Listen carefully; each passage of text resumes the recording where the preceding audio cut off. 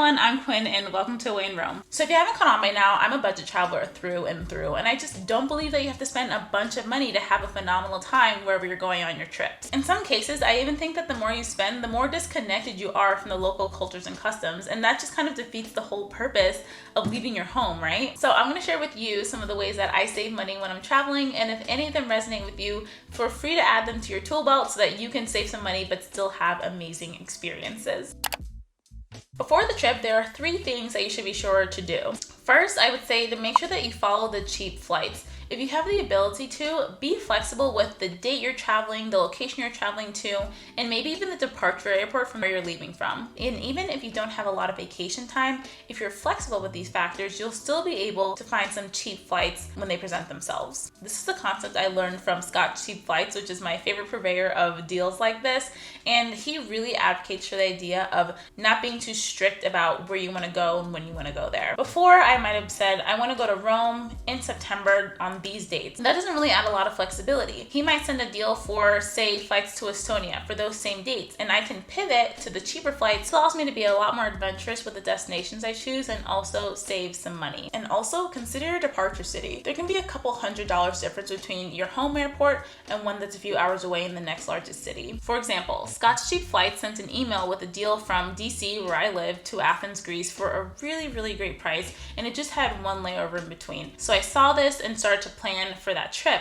But as I did a little bit more digging, I found that there was a $200 cheaper deal leaving from JFK in New York City, which is only a few hours away from me on the train. Plus, it was non-stop. And since I try to avoid layovers as much as possible, and the travel from DC to New York would be less than $200, this was worth it for me. So I made a cheap flight even cheaper by having some flexibility about where I was flying from. If you broaden your horizon a bit, there are a bunch of deals just waiting to be uncovered. And next, plan to stay for longer periods of time. Home shares like Airbnb and Vrbo usually offer discounts to people staying for a week or more. And if you're staying for a month or more, those discounts can reach 40 or 50%, which is huge. I just think you're getting more bang for your flight buck if you're staying for longer periods of time.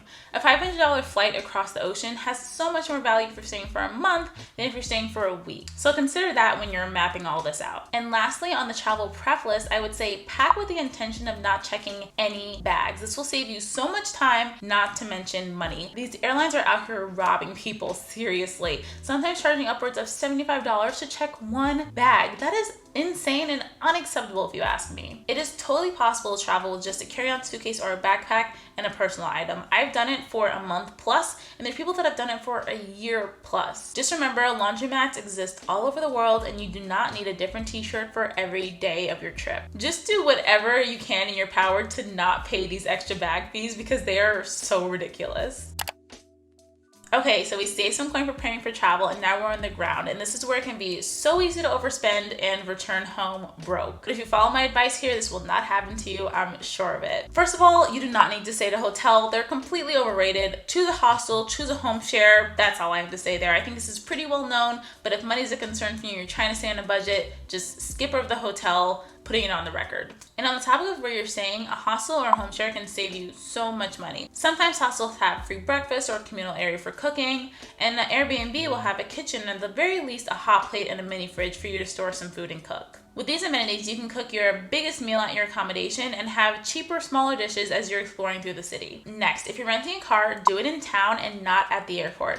For some reason, it's always so much more expensive to rent a car at the airport than it is to do it at some other location. So just take a 15-minute car ride to another rental car location and you can save some serious cash. And next, I know I've mentioned this in a few videos before, but I'm very passionate about this. If your phone charges crazy fees for you being overseas, just pop out your SIM card and buy a SIM card when you get to wherever you're going. Make sure that you save your SIM card so nothing happens to it because you will need it when you go back to the States. But yeah, put that in a safe place and use a SIM card for the country you'll be in. They cost like 10 to 20 bucks and they give you a bunch of data. You can call in the country. It's just a win-win situation in my opinion. The only downside here is that you will be assigned another number while you have that SIM card in your phone. So you won't be able to use like your normal text messages to contact people. But when this happens to me, I just tell my frequent contacts that I'll be out of the country and I text them through WhatsApp. It's really not a problem at all. And if you're hitting more than one city on your trip, I want to encourage you to open your mind to traveling beyond air. There are so many other options to get around, and they're usually a bit more fun and interactive as well. You can travel by bus, you can travel by a car share like BlaBlaCar, or you can travel on the train. These options are a great way to get a lay of the land, maybe meet some new interesting people, and have some awesome stories to tell as well. When you consider the hassle it takes to get to and from the airport, to get through the airport, going through TSA, all of that, it just might make more sense to go another way. The good thing about the train and bus too is that they usually drop you off right in the city center. So consider all these factors when you're trying to figure out how to get from one city to another, and it can save you a lot of money in the long run. This one's very self-explanatory, but take public transportation and walk. I know taxis are easier,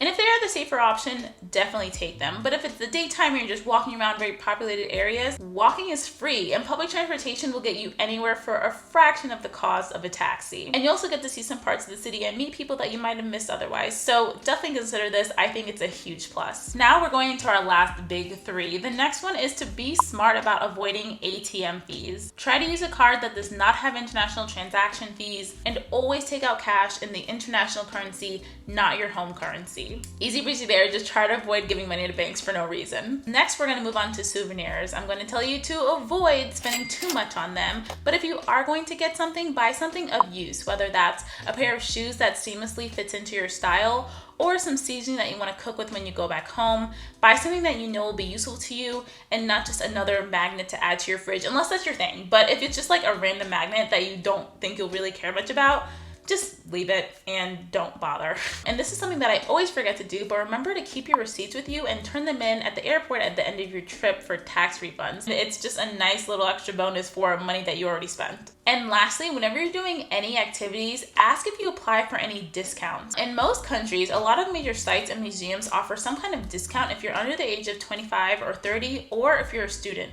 So don't be afraid to ask, because it can cut your ticket price in half, or even get you in for free. So if you're doing a lot of museum hopping and sightseeing, these entrance fees can really add up. So definitely use these discounts until you absolutely can't anymore. It's a great way to save some money. So I really hope these tips helped you for your next trip. There are so many ways to save money when you're traveling, and all these tips combined can save you hundreds of dollars per trip. And the good thing about saving money on one trip is that it allows you to take more trips. I think the good thing about these tips is that none of them take away from your experience when you're on the ground. You're not completely separating yourself from the locals, and you're able to really see the country for what it is, which is one of my favorite things. I really hope these tips will help you guys out, and if there are any that you think I missed, just drop them down below. I'll talk to you later. Bye.